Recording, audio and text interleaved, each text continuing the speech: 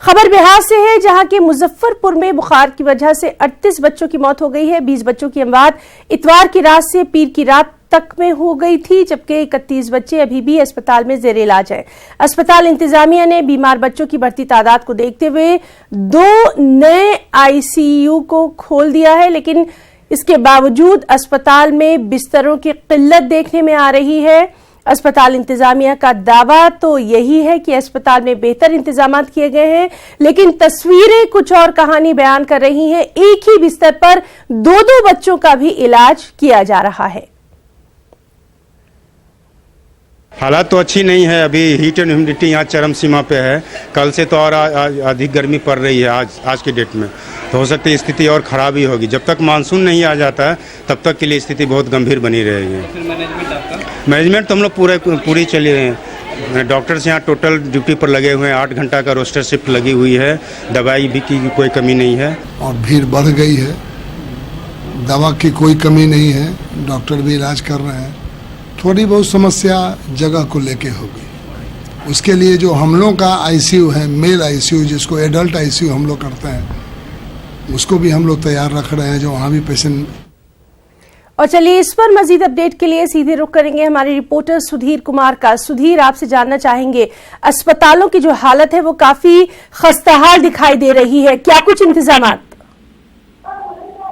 जी, इंतजाम को लेकर दावे तो बहुत बड़े बड़े हैं और कुछ दिखता भी है, लेकिन अभी भी जिस तादाद में बच्चे बीमार हो रहे हैं उस तादाद की वजह से देखने से लगता है कि जो इंतजाम है वो कम है, वो वाजिब नहीं है। चूंकि कल से जिस तरीके से यहाँ गर्मी बढ़ गई है, ह्यूमिडिटी बढ़ गई है और जो एईएस के लक्षण है, गर्मी और ह्यूमिडिटी बढ़ने के बाद से बच्चे ज्यादा बीमार होते हैं और वही वजह रही कि कल की तारीख में पूरे 31 बच्चे बीमार होकर मुजफ्फरपुर एसकेएमसीएच में आए और 20 की तादाद में मौत के भी शिकार हो गए। तो इन तमाम चीजों को देखते हुए जो इंतजाम है कम पड़ रहे हैं। अस्पताल में यहाँ 3 के बाद चौथा पीआईसीयू खोल दिया है, जहाँ बच्चों को दाखिल किया जा रहा है। लेकिन दाखिल होने के बाद जो वहाँ डॉक्टर्स की संख्या है, वहाँ नर्सेस की संख्या है, वो कम है, जो रिक्वायरमेंट है उसके माकूल नहीं है। तो कुछ और इंतजाम यहाँ करने होंगे और जो मौसम है वो मौसम अभी भी काफी तल्ख है, तो ऐसी स्थिति में इंतजामिया को और भी ज्यादा बेहतर तरीके से। सुधीर,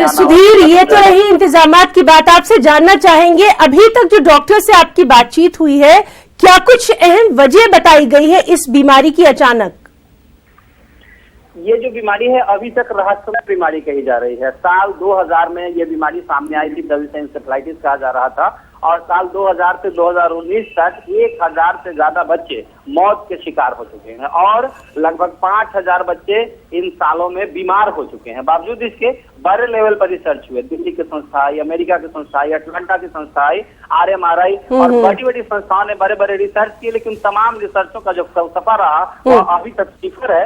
कोई भी कुछ बताने की स्थिति में नहीं है कि आखिर इस बीमारी के कारण क्या है और इसके उचित निदान क्या है। तो एक तरीके से उन लोगों ने एक सिंड्रोम डेवलप किया कि AES, एक्यूट इंसेफेलाइटिस सिंड्रोम, बहुत सारी जो समस्याएं हैं उन समस्याओं को मिलाकर एक ग्रुप ऑफ डिजीज तय किया और उसके लिए इलाज का एक प्रोटोकॉल तय किया है। तो ये कहना कि बीमारी की वजह क्या है और उसका इलाज क्या है, इन तमाम परिस्थितियों में जो इंतजामिया है वो बिल्कुल अंधेरे में है। बच्चों में जो सिम्टम होते हैं, उनकी परेशानियां होती हैं, उन परेशानियों के मुताबिक उनको दवाएं दी जाती है। उन दवाओं से वो या तो ठीक होते हैं या तो ठीक नहीं होते हैं। इससे ज्यादा प्रोटोकॉल से बाहर कोई इलाज। जी सुधीर, बहुत बहुत शुक्रिया आपका इस तमाम तर तफसीली जानकारी के लिए।